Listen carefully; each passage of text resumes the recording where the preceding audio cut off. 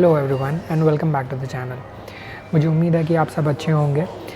श्रीलंका की सीरीज़ अभी एंड हुई है एंड इस वीडियो में हम श्रीलंका से जुड़ी सारी जानकारियों को जानने की समझने की कोशिश करेंगे। मुझे उम्मीद है कि ये इस वीडियो से आपको अपनी आइटिनरी प्लान करने में काफ़ी हेल्प मिलेगी।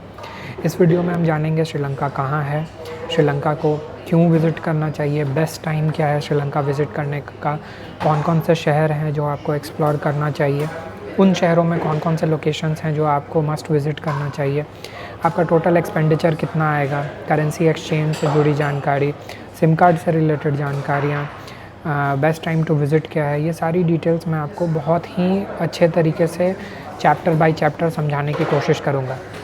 अगर आप किसी एक पर्टिकुलर टॉपिक पे इंफॉर्मेशन गैदर करने के लिए आए हैं तो मैंने इस वीडियो को अपने सारे प्रीवियस वीडियोस की तरह चैप्टर में ब्रेक करके रखा है। आप उस चैप्टर पे डायरेक्टली स्किप करके वो नॉलेज गैदर कर सकते हैं।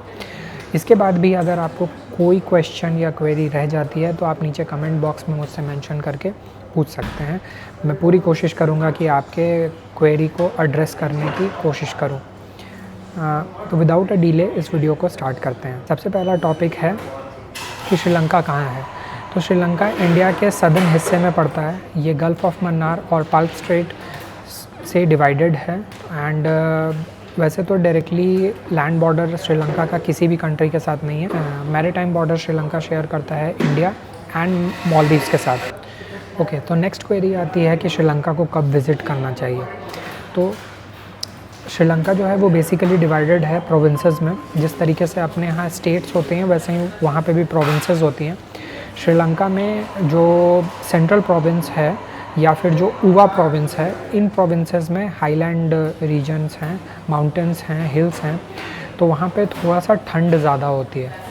बट सदर्न हिस्से में या फिर जो उनकी कोलंबो जो कैपिटल सिटी है वो थोड़ा सा ट्रॉपिकल क्लाइमेट वाला रीजन है, तो वहाँ पे क्लाइमेट जो है वो वेरी करता है सेंट्रल रीजन से काफ़ी ज़्यादा। But in spite of that fact मुझे लगता है कि श्रीलंका विज़िट करने का सबसे बेस्ट जो विंडो है वो है दिसंबर से अप्रैल तक। उस टाइम पे क्लाइमेट काफ़ी ज़्यादा मॉडरेट होती है। वैसे तो बेसिकली दो ही आप सीज़न्स मान सकते हो जो श्रीलंका में एग्जिस्ट करता है। एक है या तो रेनी और नहीं तो ड्राई।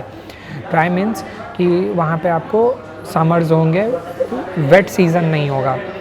तो ओवरऑल मैं आपको सजेस्ट ये करूँगा कि अगर आप अपनी आइटिनरी में गॉल को इंक्लूड कर रहे हो तो गॉल विज़िट करने का जो बेस्ट टाइम है वो है दिसंबर से अप्रैल।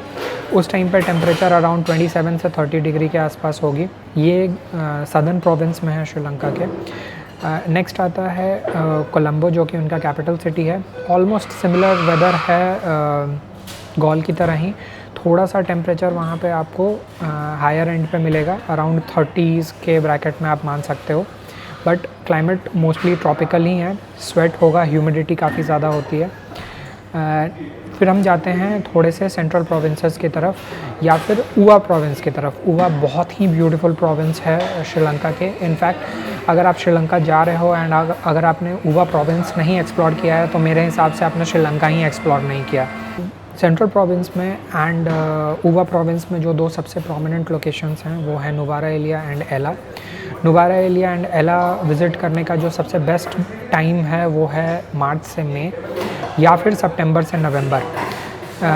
नुवारा एलिया जो है वो सेंट्रल प्रोविंस में पड़ता है एंड उसके जस्ट बाजू में ही एक दूसरा बहुत ही प्रोमिनेंट टूरिस्टिक लोकेशन है वो है एला। इसका भी बेस्ट जो टाइम पीरियड है वो है मार्च से मई एंड सितंबर से नवंबर। और एला जो है वो ऊवा प्रोविंस में है जैसा मैंने आपको पहले बताया। और सिगिरिया, दाम्बुला, ये सारे लोकेशंस जा सकते हो, ये भी सेंट्रल प्रोविंसेस में ही पड़ते हैं। इनका बेस्ट टाइम जो होगा वो होगा बेस्ट मंथ दिसंबर से अप्रैल के बीच में। तो अगर आप ओवरऑल चेक करोगे तो मुझे लगता है कि दिसंबर से अप्रैल के बीच में आप श्रीलंका की अपनी ट्रैवल आइटिनरी प्लान कर सकते हो। बेस्ट मंथ होगा फरवरी और मार्च। ये 2 महीने वैसे भी काफ़ी हाई टूरिस्टिक सीजन्स माने जाते हैं श्रीलंका की आइटिनरी को प्लान करने के लिए। बिकॉज़ टेम्परेचर जो होती है वो काफ़ी मॉडरेट होती है, वेट सीज़न नहीं होता है।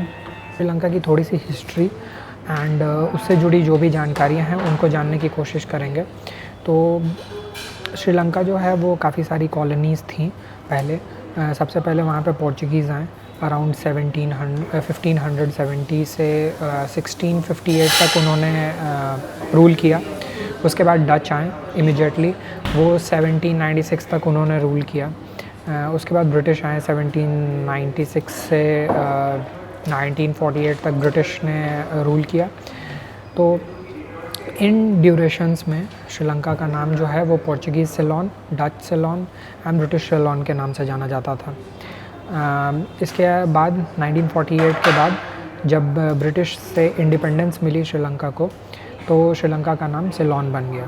1972-78 के आसपास श्रीलंका जो है वो ऑफिशियली रिपब्लिक बना एंड 1978 के बाद से सिलोन से नाम चेंज करके श्रीलंका रख दिया गया। श्रीलंका को पहले रत्नद्वीप के नाम से भी जाना जाता था बिकॉज़ वहाँ के जो जेम स्टोन्स हैं वो काफ़ी ग्लोबली काफ़ी ज़्यादा फेमस हैं। उनके एक्सपोर्ट में एक बहुत बड़ा हिस्सा है उनके जेम स्टोन्स का भी, एंड बहुत इम्पोर्टेंस रखता है। एक तरह से आप मान सकते हो सॉफ्ट पावर दिखाने वाला एक एट्रीब्यूट है श्रीलंका से रिलेटेड। श्रीलंका के एक्सपोर्ट्स में उनका बहुत बड़ा कंट्रीब्यूशन उनके टी का भी है। आपने सुना होगा वर्ल्ड वाइड सिलोन टी काफ़ी ज़्यादा फेमस है। सिलोन टी जो है उसका मेनली प्रोडक्शन जो है वो सेंट्रल और ऊवा प्रोविंस में होता है, जो कि थोड़ा हाईलैंड एरिया है। वो एरिया बिल्कुल इंडिया में आप उसको अगर इंडिया के सदर्न हिस्से में जाते हो एंड अगर आप कोडाई कनाल जो लोकेशंस हैं, मुन्नार जैसे जो लोकेशंस हैं या फिर दार्जिलिंग जैसे जो लोकेशंस हैं, उस तरीके का हाईलैंड जो है वो आपको देखने को, उस तरीके का टेरेन आपको बेसिकली देखने को मिलेगा ऊवा और सेंट्रल प्रोविंसेस के कुछ लोकेशंस में। श्रीलंकन टी जो है वो इंडिया में जो प्रोड्यूस की जाती हैं टी, उनसे थोड़ा सा वेरी करता है। अगर हम रिलीजियस डाइवर्सिटी की बात करें तो श्रीलंका में अराउंड बुद्धिज़्म जो है वो 70% लोग हैं। उसके अलावा हिंदुज़म प्रैक्टिस करने वाले 12-13% लोग हैं। इस्लाम अराउंड 9-10% लोग होंगे। क्रिश्चियनिटी भी एक काफ़ी मेजर कंपोनेंट है उनके रिलीजियस डाइवर्सिटी में, अराउंड 7-8% के आसपास है। अगर आप एथनिसिटी के हिसाब से देखें तो मैक्सिमम लोग जो वहाँ पे मेजॉरिटी है वो है सिनलीज़ की, अराउंड 74% के आसपास। इसके अलावा तमिल्स जो हैं वो हैं अराउंड 15-16% के आसपास। तो अब हम जानेंगे कि श्रीलंका विज़िट कैसे करें। श्रीलंका विज़िट करने के 2 तरीके हैं। पहला, या तो आप शिपिंग रूट्स के थ्रू जा सकते हो। कुछ जगहों से शिप्स ऑपरेट होती हैं। बीच में इसकी फ्रीक्वेंसी कम भी हो गई थी एंड कुछ टाइम के लिए बंद भी हो गई थी। अभी एग्जैक्टली मुझे इन्फॉर्मेशन तो नहीं है कि शिप्स स्टार्ट हुई हैं कि नहीं, बिकॉज़ अगस्त के महीने में एक शिपिंग रूट वापस से स्टार्ट होने वाली थी। अगर उससे रिलेटेड इन्फॉर्मेशन मुझे मिलता है तो वो मैं यहाँ पे अभी मेंशन कर दूँगा, और नीचे उससे जुड़ी जो जानकारियाँ होंगी उसको मैं डिस्क्रिप्शन बॉक्स में भी मेंशन कर दूँगा, ताकि अगर आप शिप को यूज़ करके विज़िट करना चाहते हो श्रीलंका तो आपके लिए वो हेल्पफुल हो। श्रीलंका में एंटर करने के लिए वैसे तो एयरपोर्ट्स काफ़ी कम हैं। 2 जो उनकी सबसे मेन प्रोमिनेंट एयरपोर्ट्स हैं वो है, एक तो नॉर्दर्न हिस्से में जाफना करके एक टाउन है, बट उससे भी ज़्यादा इम्पॉर्टेंट जो उनका एयरपोर्ट है वो है उनके कैपिटल सिटी में कोलंबो। कोलंबो का जो एयरपोर्ट है वो मेन कोलंबो में नहीं है, वो बेसिकली कोलंबो शहर से थोड़ा सा बाहर एक निगाम्बो करके एरिया है, अराउंड 35-40 किलोमीटर्स के आसपास, तो वहाँ पे है। एंड लगभग 1 घंटे लगते हैं निगाम्बो में जो इंटरनेशनल एयरपोर्ट है कोलंबो की, बंदरा नाइके उसका नाम है, वहाँ से मेन सिटी सेंटर पहुँचने के लिए। सिटी सेंटर मतलब कोलंबो फोर्ट, या फिर आप पेटा मार्केट भी समझ सकते हो। दोनों ही लोकेशंस जो हैं, पेटा मार्केट और कोलंबो फोर्ट, काफ़ी अगल बगल में हैं। लगभग 1 किलोमीटर 1.5 किलोमीटर का डिस्टेंस होगा, ज़्यादा नहीं होगा। बस स्टॉप जो है वो पेटा मार्केट में है, बट जो मेन रेलवे स्टेशन है वो है कोलंबो फोर्ट में।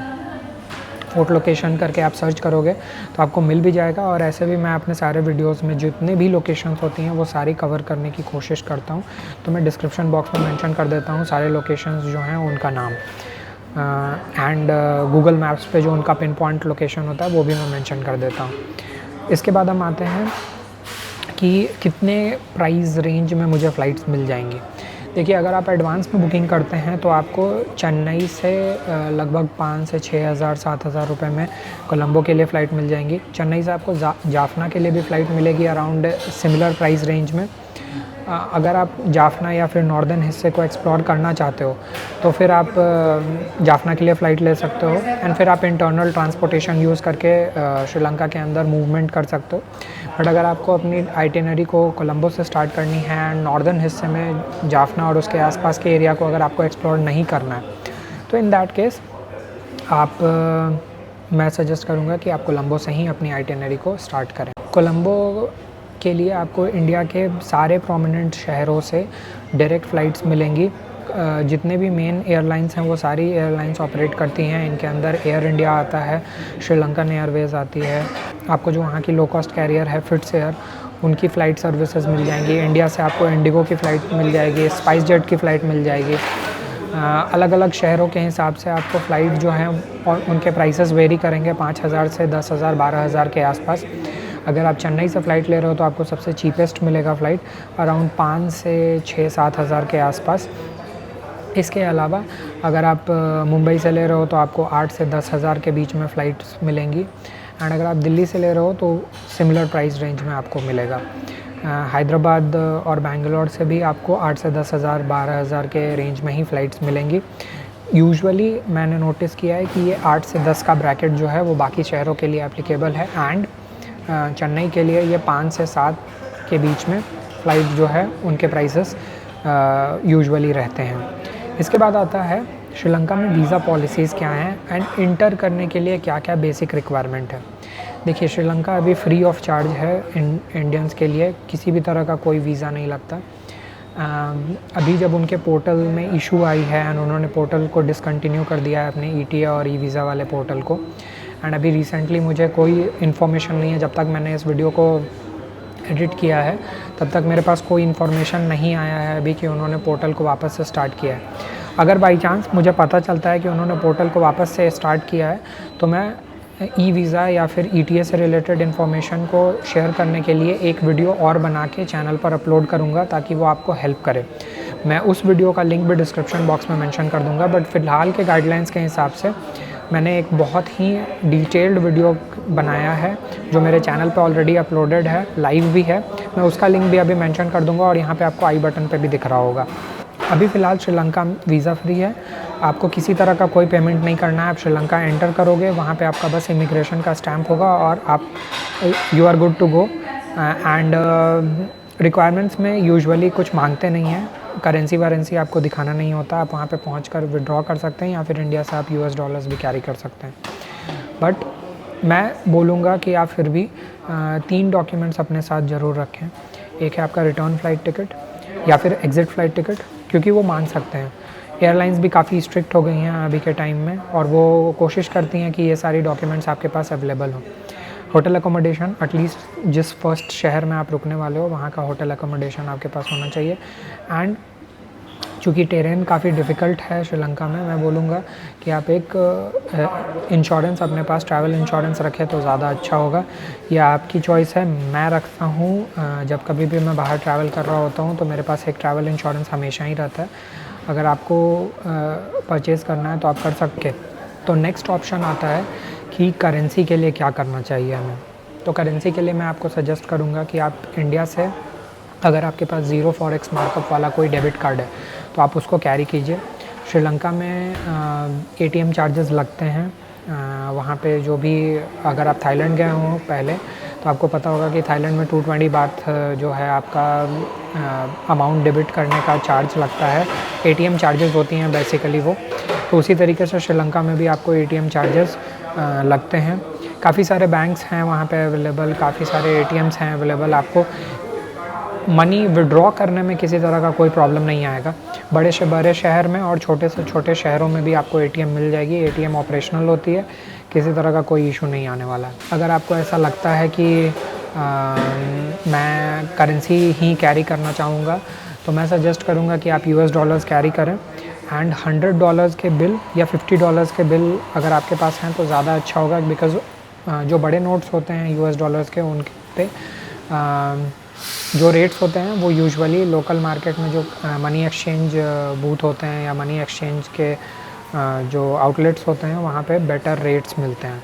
तो मैं सजेस्ट करूँगा कि या तो आप ज़ीरो फॉरेक्स मार्कअप का डेबिट कार्ड रख लें और एक ही बार में बहुत बड़ा अमाउंट विड्रॉ करें एटीएम से, और नहीं तो आप यूएस डॉलर्स कैरी कर सकते हैं। ये कम्प्लीटली चॉइस आपके ऊपर है। सिम कार्ड और सेल्युलर सर्विसेज से रिलेटेड इन्फॉर्मेशन, तो श्रीलंका में यूजुअली सेल्युलर सर्विस जो प्रोवाइड करती हैं कंपनीज़, उनके अंदर डायलॉग आता है, एयरटेल आता है। ये दो काफ़ी बड़ी और प्रोमिनेंट सर्विस प्रोवाइडर्स हैं। इनमें जो सबसे बड़ा सर्विस प्रोवाइडर है वो है डायलॉग।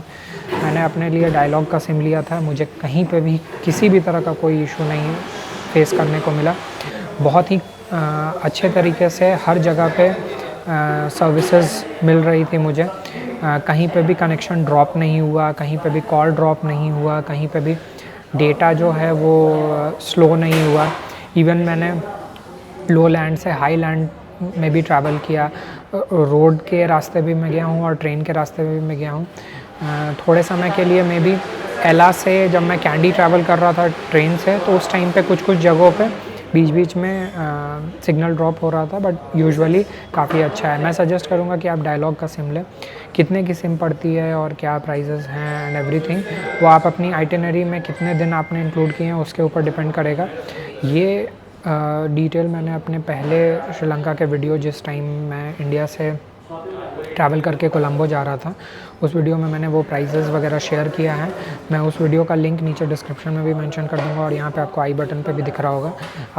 आप वो वीडियो विज़िट करके उसमें सिम कार्ड के वो पर्टिकुलर सेक्शन में जाकर वो डिटेल्स ले सकते हैं, आपके लिए हेल्पफुल होगी।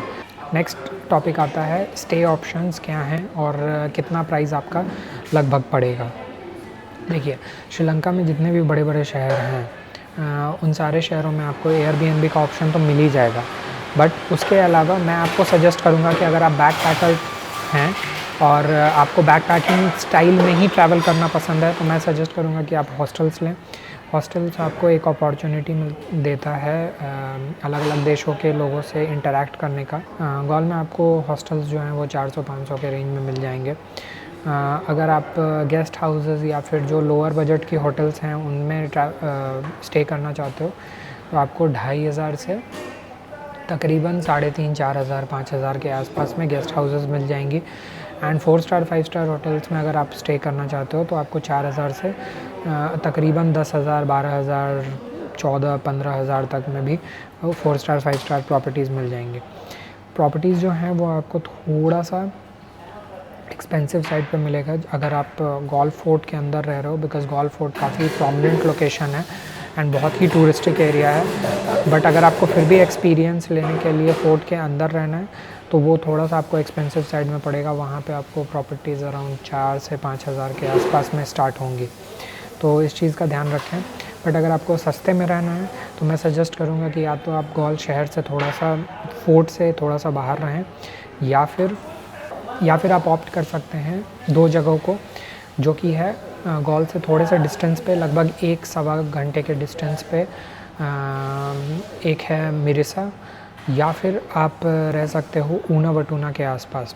वहाँ पे आपको प्रॉपर्टीज़ थोड़ी सी सस्ती भी मिल जाएंगी एंड बीच के आसपास का लोकेशन आपको मिलेगा। बट वही है कि फिर आप को फोर्ट एक्सप्लोर करने के लिए एक दिन तो आना ही पड़ेगा। और मैं सजेस्ट करूँगा कि आप फोर्ट अगर आप एक्सप्लोर करो तो इवनिंग में आप आओ एंड रात में भी फोर्ट को एक्सप्लोर करो, बिकॉज़ उस टाइम पे वाइब्स काफ़ी डिफरेंट होती हैं। बट ये सारी डिटेल्स मैं आपसे आगे शेयर करूँगा। इसके बाद नेक्स्ट आता है कोलंबो में। तो कोलंबो कैपिटल सिटी है, वहाँ पे भी आपको एयरबीएनबी का ऑप्शन मिल जाएगा।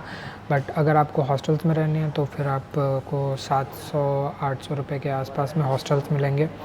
गेस्ट हाउसेस आपको लगभग 1000 से 1500 रुपये के आसपास में मिल जाएगा।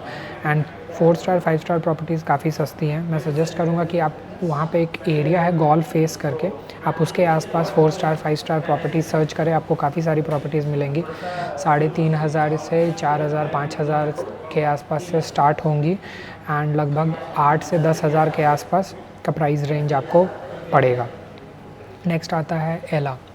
तो एला में आपको जो प्रॉपर्टीज़ हैं वो हॉस्टल्स मिलेंगे 500 से 1000 रुपये के बीच में।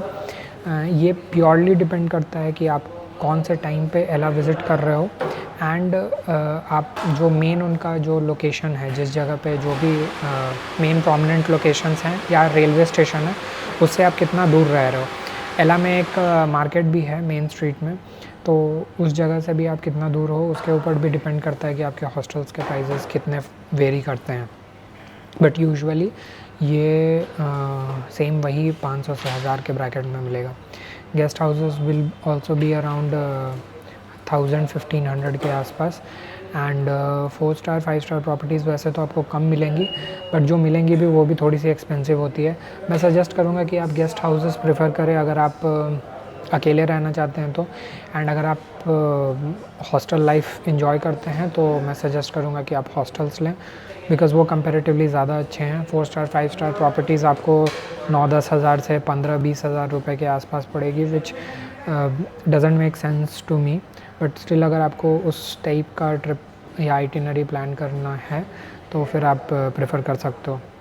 नेक्स्ट आता है सिगेरिया और दाम्बुला में। आपको दाम्बुला में लगभग 500-600 रुपये में हॉस्टल्स मिल जाएंगे। सिगेरिया में आपको 800 से 1000 रुपये के आसपास हॉस्टल्स मिलेंगे, बट इन दो जगहों पे आपको हॉस्टल्स की जो क्वांटिटी है वो कम मिलेगी, ज़्यादा नहीं है। जैसे गॉल या कोलंबो में आपको बहुत सारे हॉस्टल्स के ऑप्शंस मिल जाएंगे, या फिर कैंडी में आपको बहुत सारे ऑप्शंस मिल जाएंगे, बट यहाँ पे आपको नहीं मिलेगा। गेस्ट हाउसेस आपको लगभग 500 से 800 रुपये के आसपास पड़ेंगे। एंड 4 स्टार 5 स्टार प्रॉपर्टीज़ आपको 6000 से 10,000 के आसपास पड़ेगी।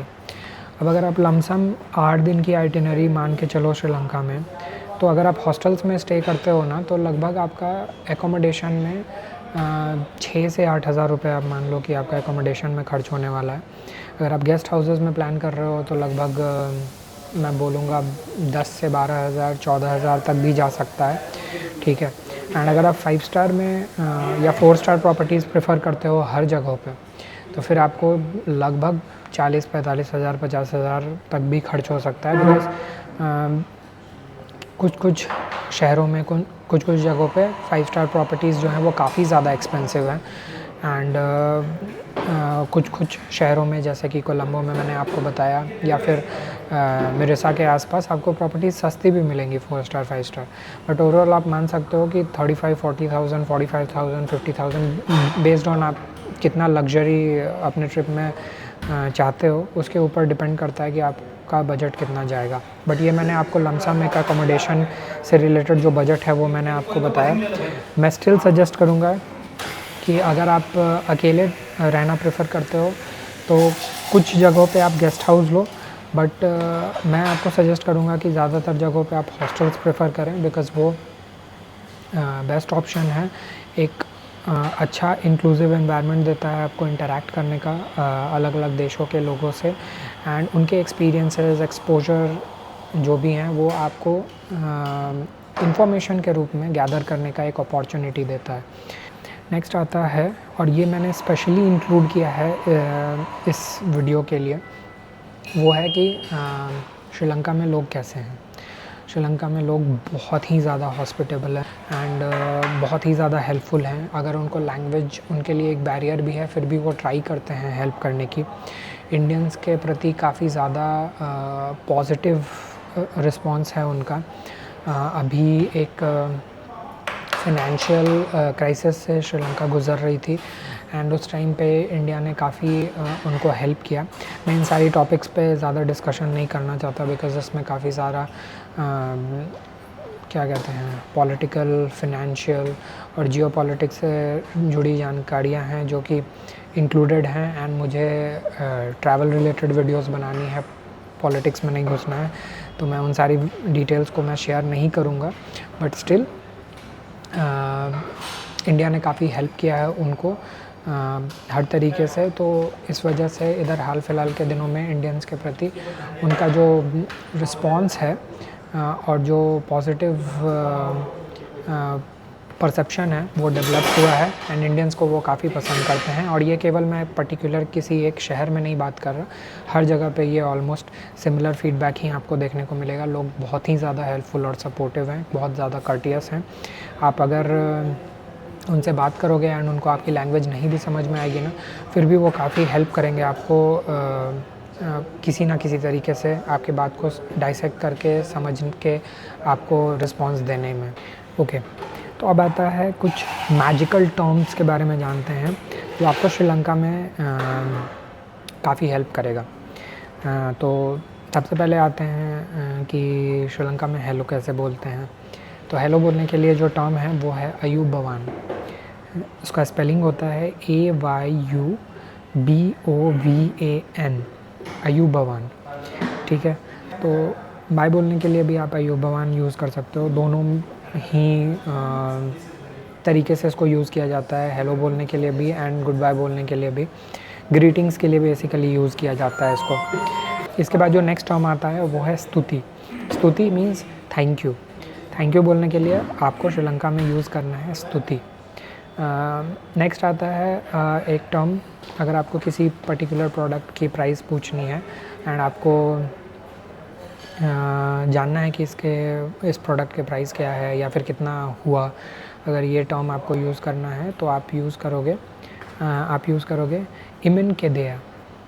ठीक है, मैं प्रोनाउंसिएशन आई गेस सही कर रहा हूँ, बट अगर मैं गलत हूँ तो आप मुझे करेक्ट कर सकते हो नीचे कमेंट बॉक्स में, बट यूजुअली प्रोनाउंसिएशन इसी तरीके से की जाती है वहाँ पे।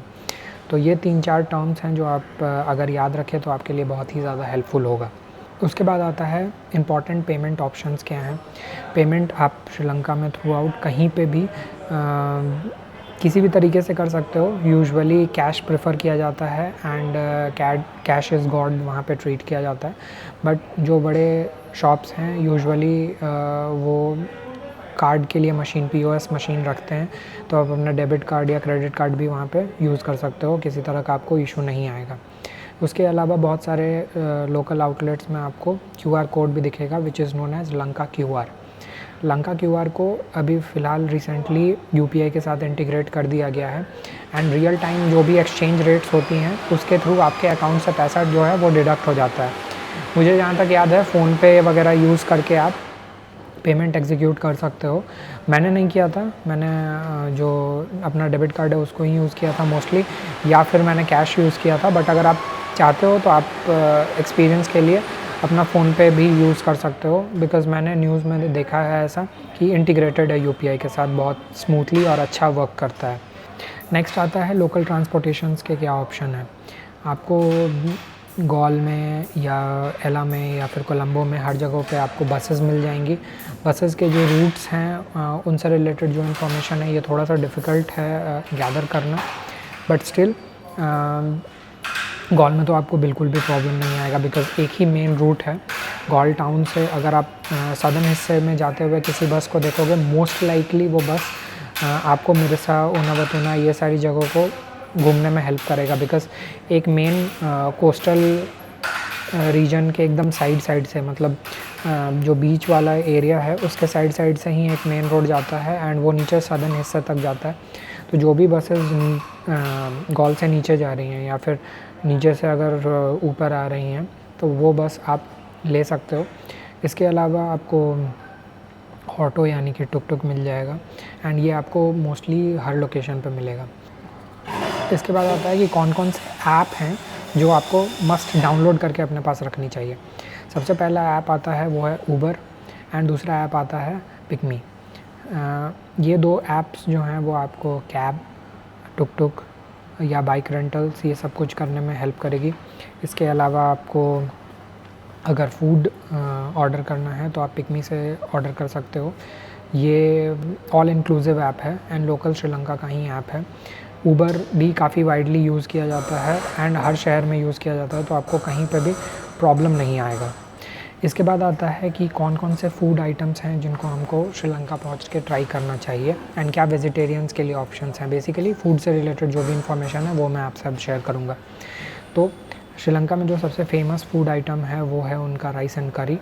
इसके अलावा आपको कोट्टू जो है वो वहाँ पे काफ़ी प्रेफर किया जाता है। ये दो डिशेस जो हैं वो नेशनल डिश भी कंसिडर किया जाता है। कुछ लोग राइस एंड करी को नेशनल डिश मानते हैं एंड कुछ लोग कोट्टू को नेशनल डिश मानते हैं। इसके अलावा चूँकि साउथ इंडियन कम्युनिटी भी काफ़ी सारी वहाँ पे रहती हैं, या फिर तमिलियंस काफ़ी ज़्यादा रहते हैं, तो आपको साउथ इंडियन फूड जो है इडली डोसा ये सारी चीज़ें आपको वहाँ पे बहुत रेडियली अवेलेबल मिल जाएंगी।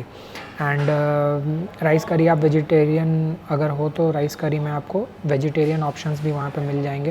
तो इस तरीके का आपके प्रेफरेंस के हिसाब से जो भी आपको खाना पसंद है वो आपको वहाँ पे ऑप्शन मिल जाएगा। आपको किसी तरह का कोई प्रॉब्लम नहीं आएगा। बट स्टिल अगर आपको कोई 2 डिश जो मैं सजेस्ट करूँगा कि आपको वहाँ पे जाके ट्राई करनी चाहिए, एक है राइस एंड करी जो कि बहुत ही ज़्यादा सस्ता है और आपको हर जगह मिल जाएगा, एंड दूसरा है कोटू। ये 2 डिशेस जो हैं वो आपको वहाँ जाके ट्राई करनी चाहिए, बिकॉज़ वो वहाँ की लोकल स्पेशलिटी है, उसको अपने तरीके से वो प्रिपेयर करते हैं, एंड लोकल कुज़ीन ट्राई करने में कोई प्रॉब्लम नहीं है। इसके अलावा आपको इंडियन रेस्टोरेंट्स भी काफ़ी सारे मिल जाएंगे, बिकॉज़ काफ़ी क्लोज़ प्रॉक्सिमिटी में है अपना देश श्रीलंका से, तो बहुत सारे इंडियन रेस्टोरेंट्स या फिर साउथ इंडियन रेस्टोरेंट्स आपको वहाँ पे देखने को मिलेंगे। नेक्स्ट आता है, क्या आपको एक शहर से दूसरे शहर जाने के लिए क्या ऑप्शंस हैं अवेलेबल हैं। देखिए, आप शटल बसेस चलती हैं, बसेस भी ऑपरेट होती हैं, ट्रेन्स अवेलेबल हैं। ये सारी चीज़ें आपको हेल्प करेंगी एक शहर से दूसरे शहर में जाने के लिए। मैं हर जगह के लिए आपको डिटेल में अभी बता देता हूँ कि कहाँ पे आपको किस तरीके से ट्रैवल करना चाहिए। अगर आप कोलंबो से गॉल जा रहे हो या गॉल से कोलंबो आ रहे हो, मैं सजेस्ट करूँगा कि आप ट्रेन लो, बिकॉज़ ये one of the most scenic train routes में कंसिडर किया जाता है इसको। ये स्टार्ट होता है कोलंबो फोर्ट से, इंडियन ओशन के साइड से जो कोस्टल रूट है इसका, एंड आपको रेलवे लाइन के एक तरफ स्टार्टिंग में कोलंबो शहर दिखेगा, फिर कोलंबो की कंट्री साइड दिखेगी, उसके बाद जो छोटे टाउन्स हैं वो सारे दिखेंगे, एंड दूसरे साइड में आपको कंटिन्यूसली इंडियन ओशन दिखेगा, जो बहुत ही ज़्यादा सीनिक और ब्यूटीफुल रूट है। नेक्स्ट आता है कोलंबो से कैंडी कैसे जाएं। तो कोलंबो से कैंडी के लिए भी आपको ट्रेन मिल जाएगी, 2.5-3 घंटे की ट्रेन जर्नी होती है। कोलंबो से गॉल लगभग 2 घंटे की ट्रेन जर्नी होती है, एंड आप कैंडी भी ट्रेन से जा सकते हो। नेक्स्ट आता है कि आप और क्या ऑप्शंस हैं जो ट्राई कर सकते हो। तो और ऑप्शंस उसके अलावा हैं कि आप बस लेके जा सकते हो या फिर कैब बुक कर सकते हो। अगर आपके पास टाइम कम है तो आप किसी टैक्सी सर्विस प्रोवाइडर से कैब ले सकते हो 1 दिन के लिए या 2 दिन के लिए, एंड अपना ट्रिप फिर उस हिसाब से प्लान कर सकते हो। मैंने ये प्रोसेस अवेल किया था, एक टैक्सी कंपनी है लेस टैक्सी करके, उनकी सर्विसेज बहुत ही अच्छी है, रात भर उन्होंने मुझे हेल्प किया। बहुत बार मुझे सुबह के 3-4 बजे भी स्टार्ट करना होता था। जैसे मैं जब कोलंबो से मैं नुबारा एलिया जा रहा था, तो उस टाइम पे मैंने अपना ट्रैवल जो है वो सुबह में 4 साढ़े 4 के आसपास स्टार्ट किया था, एंड उनका सपोर्ट 24/7 अवेलेबल है। बहुत ही ज़्यादा सपोर्टिव स्टाफ है, एंड बहुत हेल्प किया उन्होंने मेरी आइटिनरी को, जिस तरीके से मैंने ट्रैवल किया और जितने कम टाइम में मैंने ट्रैवल किया है श्रीलंका, उसमें एक बहुत बड़ा इम्पॉर्टेंट रोल जो है वो इस टैक्सी कंपनी का है, बिकॉज़ इन्होंने बहुत ही अच्छे से मैनेज किया है। अगर आप सेम टैक्सी कंपनी को यूज़ करना चाहते हो तो मैं उनका डिटेल्स जो है वो नीचे डिस्क्रिप्शन बॉक्स में मेंशन कर दूँगा, वो आपके लिए भी काफ़ी हेल्पफुल होगा मोस्ट आइडियली, एंड आप उनसे कांटेक्ट करके जो भी टैरिफ है, चार्जेस है, वो सारी चीज़ें डिस्कस कर सकते हो। ये पेड प्रमोशन नहीं है, मैंने एक्सपीरियंस किया था, तो मेरे एक्सपीरियंस के बिहाफ में मैं आपसे नॉलेज शेयर कर रहा हूँ। उसके बाद आता है कि कैंडी से एला या फिर एला से कैंडी किस तरीके से ट्रैवल करें। मैं सजेस्ट करूँगा कि आप एला से कैंडी या फिर कैंडी से एला जो है वो ट्रैवल करें थ्रू ट्रेन, बिकॉज़ ये one of the most beautiful और सीनिक ट्रेन जर्नीज़ में से एक है।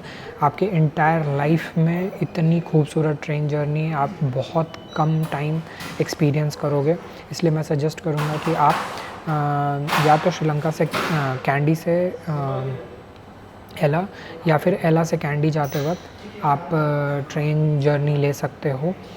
एक साइड से ही लेना, दोनों साइड से लेने की ज़रूरत नहीं है। लास्ट के अगर आप एला से कैंडी जा रहे हो तो लास्ट के 1-1.5 घंटे में आपको बहुत ज़्यादा सीनिक कुछ देखने को नहीं मिलेगा, बट हाँ, उससे पहले के ड्यूरेशन में आपको बहुत कुछ देखने को मिलेगा। तो अगर आप दोनों साइड से ट्रेन से जा रहे हो तो फिर नुबारा एलिया के जो लोकेशंस हैं उसके लिए आपको स्पेशली आना पड़ेगा। तो मैं सजेस्ट करूँगा कि एक बार आप रोड के थ्रू आओ, या तो आप कैंडी से नुवारा एलिया या कोलंबो से नुवारा एलिया और फिर एलाओ रोड से, एंड फिर उसके बाद आप ट्रेन से जाओ या फिर वाइस वर्सा भी कर सकते हो, डिपेंडिंग अपॉन आपका क्या रूट है या आइटिनरी है जो आपने प्लान करके रखा है। बट मैं सजेस्ट करूँगा कि आप इस तरीके से प्लानिंग करें, दोनों तरफ से ट्रेन नहीं करें, बिकॉज़ आप फिर नुवारा एलिया आपको स्किप करना पड़ेगा। आपको शेयर कर देता हूँ अभी कि काफ़ी सारे लोग एक नया मीडियम है श्रीलंका में ट्रैवल करने का, एक्सप्लोर करने का, उसको भी अवेल करते हैं, जिसको बोलते हैं टुक टुक रेंटल। टुक टुक रेंटल एक रेंटल कंपनी है, वो टुक टुक यानी ऑटोज़ जो हैं वो रेंट पे देती हैं। आपको रेंट करने के लिए ऑटो किसी भी एक पर्टिकुलर लोकेशन पे मिल जाएगा, आप वहाँ से ट्रैवल करके किसी दूसरे शहर पे जा सकते हो या पूरा श्रीलंका भी एक्सप्लोर कर सकते हो, एंड उनके एक पर्टिकुलर ऑफिस लोकेशन पे किसी दूसरे शहर में भी वापस उनको रिटर्न कर सकते हो। तो ये भी एक अच्छा मीडियम हो सकता है अगर आप ये पर्टिकुलर प्रोसेस के थ्रू घूमना चाहते हैं, एक्सप्लोर करना चाहते हैं श्रीलंका। तो टुक टुक रेंटल कंपनी की जो वेबसाइट है उसका लिंक भी मैं डिस्क्रिप्शन में मेंशन कर दूँगा, आप उसको विज़िट कर सकते हैं। अब नेक्स्ट आता है कि कौन कौन से लोकेशन में या कौन कौन सी सिटीज़ में आपको कौन कौन से लोकेशंस जो हैं उनको कवर करना चाहिए, जो मैं सजेस्ट करता हूँ। सबसे पहले स्टार्ट करते हैं उनके कैपिटल टाउन से, विच इज़ कोलंबो। कोलंबो में जो मेन प्रोमिनेंट लोकेशंस हैं वो है गॉल फेस ग्रीन, एक बहुत ही ब्यूटीफुल प्रोमेनाड है उनका कोस्टल एरिया में, तो वो आप जा सकते हो या तो अर्ली मॉर्निंग और नहीं तो अर्ली इवनिंग अराउंड 4, साढ़े 4, 5 बजे के आसपास। बहुत ही ज़्यादा खूबसूरत सनसेट होता है वहाँ पे, तो वो आप देख सकते हो। बहुत ही अच्छा लोकेशन है, बैठना है अगर आपको थोड़ा टाइम स्पेंड करना है तो आप वो वहाँ पे कर सकते हो। इसके अलावा एक बहुत ही ओल्ड लेक साइड मार्केट है, पेटा मार्केट। वहाँ पे आपको बहुत सारी ज़रूरत की चीज़ें, लोकल सोवेनियर्स और भी बहुत सारी चीज़ें जो हैं वो आपको पेटा मार्केट में मिल जाएंगी। बहुत ही ईज़िली और रेडियली अवेलेबल हैं सारी चीज़ें। जो वहाँ का मेन प्रोमिनेंट बस स्टॉप है वो भी आपको पेटा मार्केट में ही मिलेगा। इसके अलावा जो मेन और लोकेशंस हैं कोलंबो के अंदर, एक है लोटस टावर। आपने देखा होगा कोलंबो का, अगर आप कोई फ़ोटो देखते हो तो आपको देखने को मिलेगा वहाँ पे बहुत ही ब्यूटीफुल एक टावर है, जो कि एक टेलीकम्युनिकेशन टावर था, बट रिसेंटली उसको डेवलप किया गया है टूरिज़्म के लिए भी। वहाँ पे ऊपर एक प्लेटफॉर्म है जहाँ पे आप सिटी का व्यू ले सकते हो। मेरे हिसाब से या तो आप रात में जाओ और नहीं तो फिर इवनिंग में आप जाना प्रेफर कर सकते हो। बेस्ट टाइम है, उस टाइम पे आपको सबसे अच्छा व्यू जो है शहर का वो उसी टाइम पे आपको देखने को मिलेगा। इसके अलावा कोलंबो में बहुत ही फेमस लोकेशन है एक गंगा रामाया टेम्पल, जो कि एक बुद्धिस्ट टेम्पल है। वहाँ पे आपको गौतम बुद्ध के जो हेयर हैं उनका रिलिक देखने को मिलेगा। और भी बहुत हिस्टोरिकल टेम्पल है, काफ़ी पुराना है। उससे रिलेटेड जो भी इन्फॉर्मेशन है वो मैंने अपने कोलंबो के वीडियो में शेयर किया है, मैं उसका लिंक भी डिस्क्रिप्शन में मेंशन कर दूंगा, एंड यहाँ आई बटन पे भी अभी आ रहा होगा। इसके अलावा वहाँ पे रेड मॉस्क है, एंड गंगा रामायण टेम्पल के आसपास एक और टेम्पल है, बेरा आई गेस लेक का नाम है। वहाँ पे सीमा मलाका करके एक टेम्पल है, वो भी एक बुद्धिस्ट टेम्पल है, काफ़ी ब्यूटीफुल है, आप वहाँ पे भी जा सकते हो। एंड वॉकेबल डिस्टेंस पे आई गेस 100-150 मीटर के डिस्टेंस पे होगा, ज़्यादा दूर नहीं है। तो ये सारे लोकेशंस हैं जो आप कोलंबो शहर के अंदर कवर कर सकते हो। इसके अलावा गॉल अगर हम जाते हैं तो गॉल में आपको गॉल फोर्ट मिलेगा, सबसे इम्पॉर्टेंट और प्रोमिनेंट लोकेशन है। बीचेस के लिए काफ़ी ज़्यादा फेमस है। अगर आपको सर्फिंग में इंटरेस्ट है तो आप ऊना वटूना जा सकते हो। मिर्सा बीच है ऊना वटूना से थोड़ा सा और आगे, आप वहाँ जा सकते हो। इसके अलावा गॉल से थोड़ा सा पहले एक और बहुत फेमस बीच लोकेशन है, वो है बेंटोटा, आप वहाँ जा सकते हो। एक जापानीज़ पीस पकौड़ा है, वहाँ से व्यूज़ काफ़ी अच्छे दिखते हैं गॉल के, एंड जो कोस्टल एरिया है उसका भी वो है रूमासला में, आई गेस मैं सही नाम बता रहा हूँ, तो रूमासला में है वो, आप वहाँ जाके विज़िट कर सकते हो। इसके अलावा कोगाला, वेलेगामा, ये सारी जो बीचेस हैं वो बहुत ही ज़्यादा फेमस और प्रोमिनेंट बीचेस हैं गॉल में, आप उनको एक्सप्लोर कर सकते हो। मैंने बहुत डिटेल में इससे जुड़ी जो भी जानकारियाँ हैं वो अपने गॉल वाले वीडियो में शेयर किया है। गॉल की मैंने 2 वीडियोस बनाई हैं, एक गॉल फोर्ट से रिलेटेड और एक जो मेन प्रोमिनेंट लोकेशंस हैं जो आपको कवर करनी चाहिए और बीचेस जो आपको कवर करनी चाहिए, उससे जुड़ी जानकारियाँ मैंने एक और वीडियो में शेयर किया है।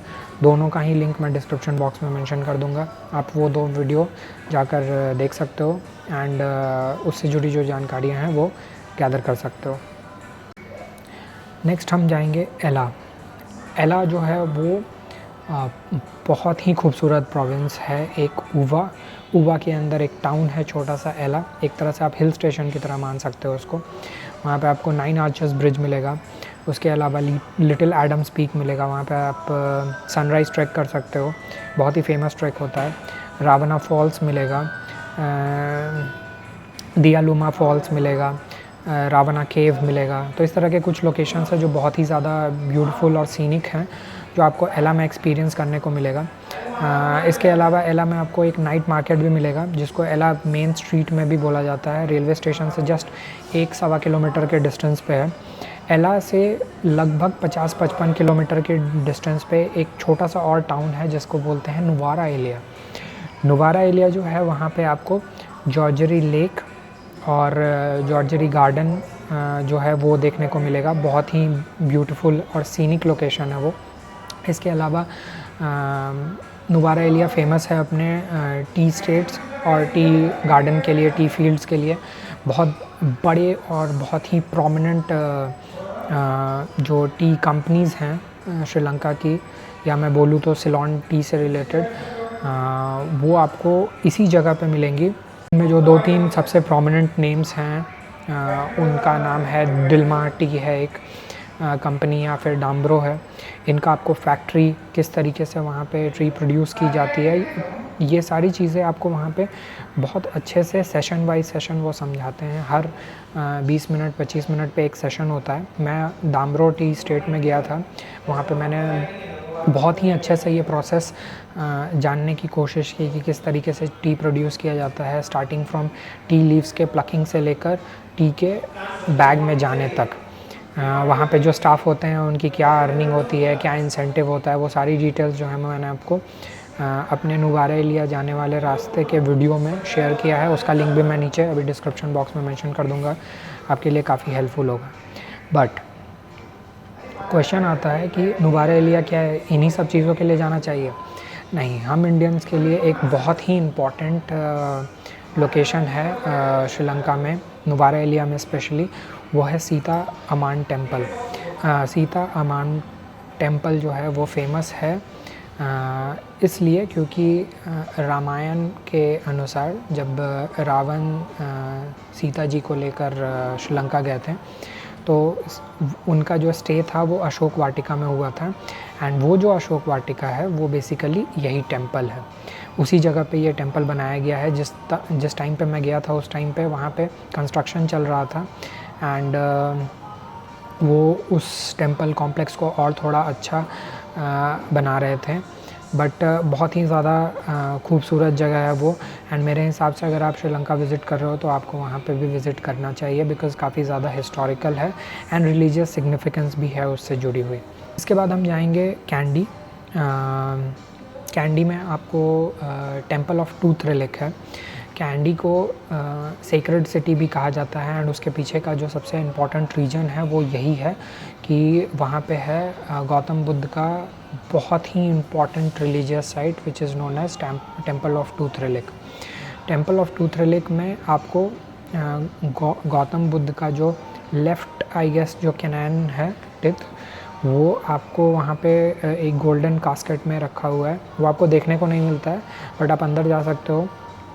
वो गोल्डन कैस्केट जो है वो आपको देखने को कभी कभी मिलेगा। कुछ टाइम पे जो मंदिर का जो मेन कॉम्प्लेक्स है उसका जो पट है वो खुलता है एंड आप वो गोल्डन कास्केट देख सकते हो, उसका रेप्लिका देख सकते हो। मैं सजेस्ट करूँगा कि आप गाइड एक ले लें, बिकॉज़ बहुत सारा इन्फॉर्मेशन है वहाँ पे जो आपको गाइड अच्छे तरीके से एक्सप्लेन कर सकते हैं। इसके अलावा वहाँ पे ही टेंपल के जस्ट बाजू में एक कैंडी लेक है, बहुत ही ज़्यादा फेमस है। कैंडी में एक पैलेस भी है, वो भी काफ़ी ज़्यादा फेमस है। एक भैरवा कंडा करके, आई गेस सही प्रोनाउंस कर रहा हूँ मैं नाम, तो वहाँ पे एक और टेंपल है जो थोड़ा हिल साइड पे टॉप लोकेशन पे है। एंड वहाँ पे गौतम बुद्ध का एक टेंपल है एंड एक बहुत ही बड़ा जाइंट वाइट गौतम बुद्ध की मूर्ति है वहाँ पे। आप पीछे से ऊपर तक जा सकते हो टॉप तक, एंड आपको फिर जो कैंडी वैली है उसका एक बहुत सीनिक पैनारोमिक व्यू देखने को मिलता है। बोटैनिकल गार्डन है एंड उसके अलावा थोड़ा सा और दूर एक शहर है जो कि कैंडी से तकरीबन 30-35 किलोमीटर के डिस्टेंस पे पड़ता है। वहाँ पे आपको देखने को मिलेगा अम्बुलवावा टावर। रिलीजियस डाइवर्सिटी जो है और जो इंक्लूजन है उसका एक बहुत अच्छा एग्जांपल है श्रीलंका के अंदर अम्बुलवावा टावर का। ये सारा चीज़ मैंने बहुत ही डिटेल में एक्सप्लेन किया है अपने कैंडी वाले वीडियो में। मैं उसका लिंक भी अभी डिस्क्रिप्शन में मेंशन कर दूंगा और यहाँ पे आई बटन पे भी अभी आ रहा होगा, तो आप उस वीडियो को विज़िट करके देख सकते हो कि इन सारी जगहों में क्या देखने को है, एंड अपनी आइटिनरी में उन सारे लोकेशंस को ऐड या सब्सट्रैक्ट कर सकते हो डिपेंडिंग अपॉन आपका क्या प्रेफरेंस है। अम्बुलवावा टावर जो है वहाँ से आपको बहुत ही खूबसूरत वैली का व्यू देखने को मिलता है। बहुत खूबसूरत लोकेशन है, बट टॉप तक जाने में जो जिनको हाइट से प्रॉब्लम है, मैं सजेस्ट करूँगा प्लीज़ ऊपर ना जाएं, बिकॉज़ डर लगता है।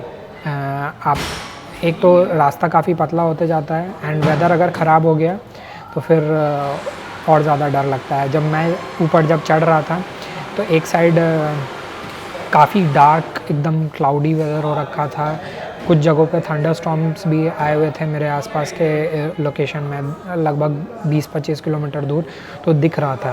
तो वो थोड़ा सा डर वाला एटमॉस्फेयर क्रिएट हो गया था उस टाइम पे। इवन मेरा पैर भी और मैं खुद भी बहुत ज़्यादा शिवर कर रहा था, बट इंटरेस्टिंग है। अगर आप एडवेंचर सीकर हैं तो आप वो चीज़ ज़रूर ट्राई करें, बट अगर आपको हाइट से जेन्युइनली इशू है एंड आप नहीं जाना चाहते हो या एक्सपीरियंस लेना चाहते हो, तो मैं सजेस्ट करूँगा कि आप प्लीज़ ना लें, बिकॉज़ कोई पॉइंट नहीं है अपने हेल्थ को रिस्क में डाल के किसी तरह का एक्सपीरियंस या एक्सपोजर लेने का कोई मतलब नहीं बनता। नेक्स्ट आते हैं सिगिरिया। सिगिरिया के लिए या तो आपको डे टूर लेना पड़ेगा कोलंबो या कैंडी से, या फिर आप ये कर सकते हो कि आप बस ले लो एंड फिर आपको उस टाइम पे रुकना पड़ेगा सिगिरिया में। जैसा आपका प्रेफरेंस हो आप वो चीज़ ट्राई कर सकते हो। मैंने टैक्सी ही ले लिया था और सेम कंपनी से लिया था, लेस टैक्सी से, एंड एक दिन के लिए मैंने लिया था और मैंने कैंडी से स्टार्ट किया था सिगिरिया के लिए अर्ली मॉर्निंग। सिगिरिया मैंने विज़िट किया एंड लौटते वक्त मैं दाम्बुला गया था। दाम्बुला में कुछ प्रोमिनेंट लोकेशंस हैं जो मैं अभी आपको बताऊंगा, एंड वो विज़िट करके मैं वापस कोलंबो आ गया था। ये सारा प्रोसेस लगभग मेरे लिए 12 तो नहीं 14 से 15 घंटे मुझे लग गए थे उसमें, एंड काफ़ी एग्जॉस्टिंग हो गया था वो ट्रिप। तो अगर आप ऐसे प्लान करना चाहते हो तो आप कर सकते हो, बट मैं सजेस्ट करूँगा कि आप एक दिन या तो दाम्बुला में नहीं तो सिगिरिया में स्टे ले लो। तो प्योरली आपके ऊपर डिपेंड करता है कि आप किस तरीके से ट्रैवल करना चाहते हो। सिगिरिया में आपको देखने के लिए बहुत ही प्रोमिनेंट लोकेशन है एक लायन रॉक, यानी कि अगर हम अपने हिंदू माइथोलॉजी में बोलें तो रावण की जो लंका है, ऐसा बोला जाता है कि वो उसी जगह पे थी, लायन रॉक में। एंड मैंने ये सारी चीज़ें भी डिस्कस किया है कि वहाँ के लोग क्या मानते हैं, या फिर एक्चुअली में वहाँ पे रावण की लंका थी या नहीं थी।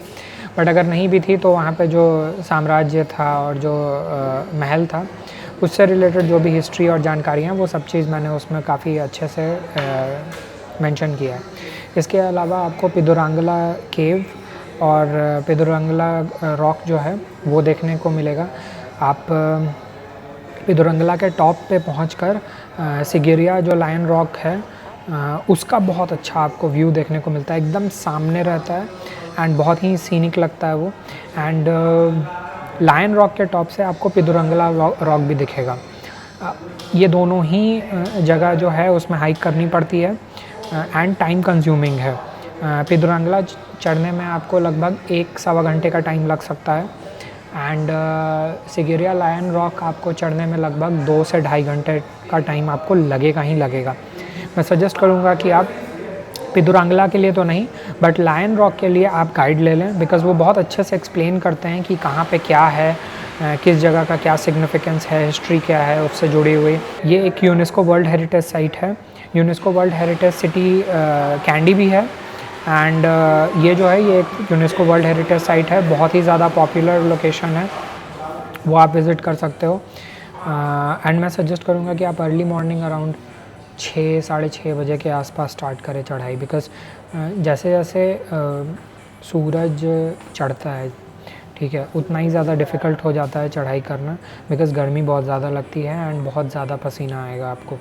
तो मैं सजेस्ट करूँगा कि आप जितना जल्दी हो सके उतना जल्दी स्टार्ट करें, ताकि आपके लिए घूमना थोड़ा सा ईजी रहे। दाम्बुला में आपको 2 बहुत ही इम्पॉर्टेंट लोकेशन है और दोनों अगल बगल में ही हैं। एक है दाम्बुला केव टेम्पल, जो कि केव के अंदर बहुत ही सालों पहले बनाई गई टेंपल एरिया है, टेंपल कॉम्प्लेक्स है। एंड आपको अंदर में गौतम बुद्ध के अलग अलग पोजीशंस में रखी मूर्तियां देखने को मिलेंगी।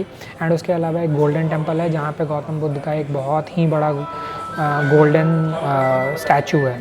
अब आते हैं कि कितना दिन अप्रोप्रिएट है श्रीलंका में ट्रैवल करने के लिए। मैं सजेस्ट करूंगा कि श्रीलंका में ट्रैवल करने के लिए अलग अलग टाइम फ्रेम के हिसाब से मैं आपको बता देता हूं कि कौन कौन से जगह को आप एक्सप्लोर कर सकते हो। ये आपके ऊपर प्योरली डिपेंड करता है। एंड मैं ये नहीं बोलूँगा कि इतने दिन में आप ये जगह को कवर करो या ये जगह को कवर करो। मैं बस ये सजेस्ट करूँगा कि आपके पास अगर 5 दिन का टाइम है तो आप इन सारे जगहों को प्रेफर कर सकते हो, एंड वो आप इजीली कवर कर पाओगे। अगर आपके पास 7 दिन का टाइम है तो आप इन सारी जगहों को प्रेफर कर सकते अगर आपके पास 7 दिन का टाइम है तो आप इन सारी जगहों को प्रेफर कर सकते हो।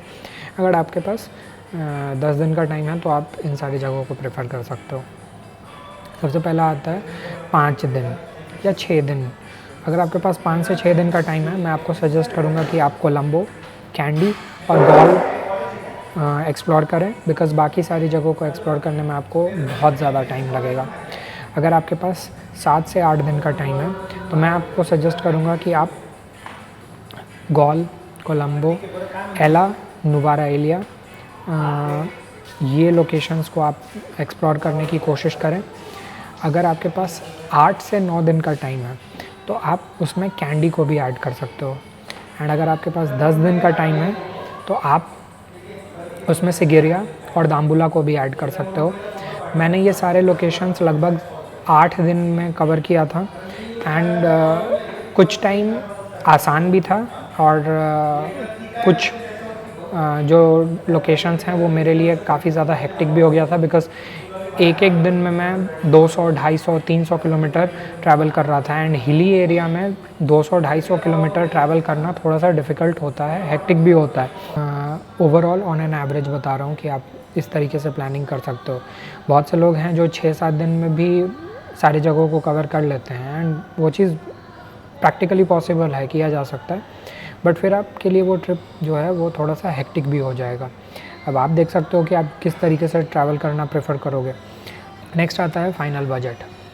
तो अगर आप 5 से 6 दिन या 7 दिन के ट्रैवल से रिलेटेड प्लानिंग कर रहे हो, एंड अगर आप गॉल, कोलंबो, कैंडी ये 3 शहरों को एक्सप्लोर करने के बारे में सोच रहे हो, एंड फ़्लाइट का कॉस्ट अगर आपका सपोज़ 15-16,000 के आसपास पड़ता है, तो आप मान सकते हो कि लगभग 30,000 के आसपास के बजट में आप कवर कर लोगे श्रीलंका में ये 3 शहर हैं। अगर आप उसमें 2-3 दिन और ऐड करते हो एंड आप लोकेशंस में नुवारा एलिया और एला को भी ऐड करते हो, तो फिर आप लगभग आप मान के चलो कि आपका 15,000 रुपये के आसपास का खर्चा और बनेगा। अगर आप ट्रेन से ट्रैवल कर रहे हो एंड आपके पास दिन ज़्यादा है तो फिर तो कम है, फिर आप 7-8 हज़ार में भी कवर कर लोगे। बट अगर आप टैक्सी के थ्रू ट्रैवल कर रहे हो, बिकॉज टैक्सी थोड़ा सा एक्सपेंसिव हो जाएगा, तो फिर मैं आपको लमसम बता रहा हूँ कि 14-15,000 के आसपास का आपका एक्स्ट्रा खर्चा बनेगा, इंक्लूडिंग आपका एकोमोडेशन, ठीक है। इसके अलावा नेक्स्ट आता है कि अगर आप उसमें सिगिरिया और दाम्बुला को भी ऐड करते हो तो फिर क्या बजट बनता है। अगर आप सिगिरिया और दाम्बुला को ऐड करते हो तो आपका टोटल बजट जो बनेगा वो बनेगा लगभग 55 से 60 हज़ार के आसपास।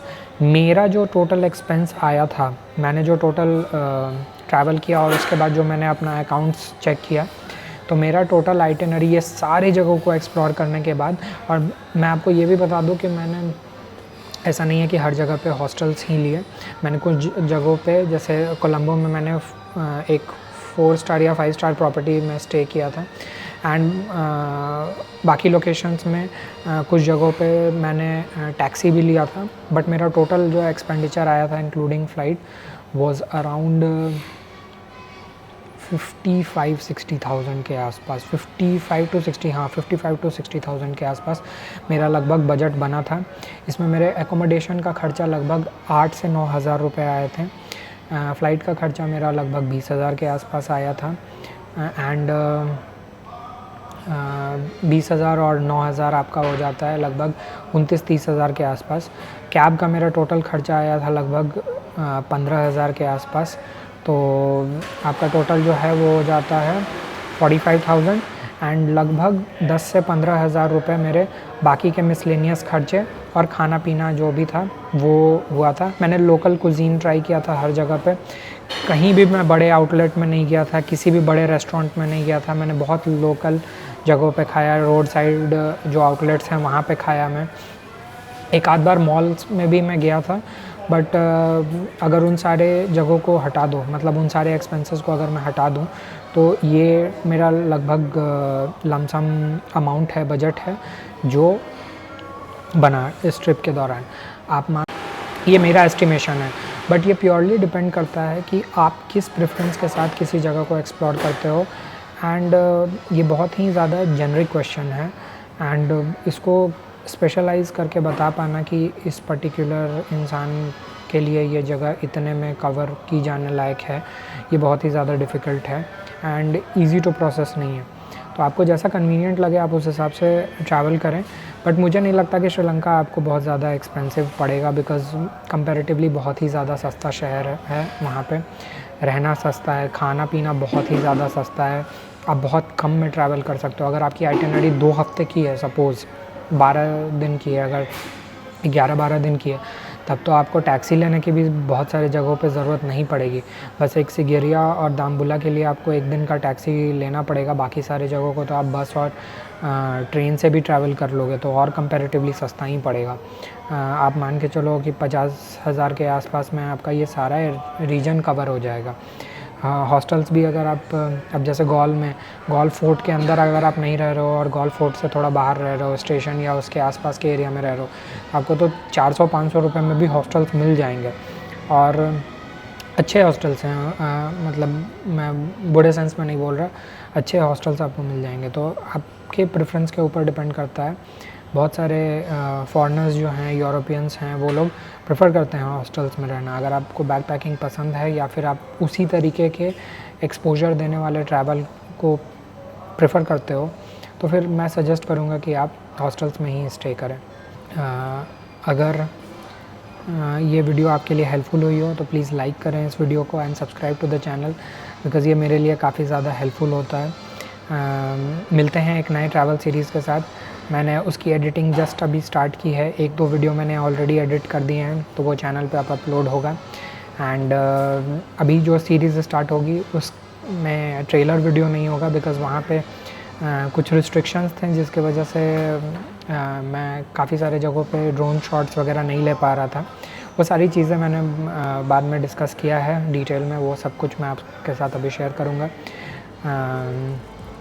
तो मिलते हैं एक नए ट्रैवल सीरीज़ के साथ, तब तक के लिए goodbye and take care.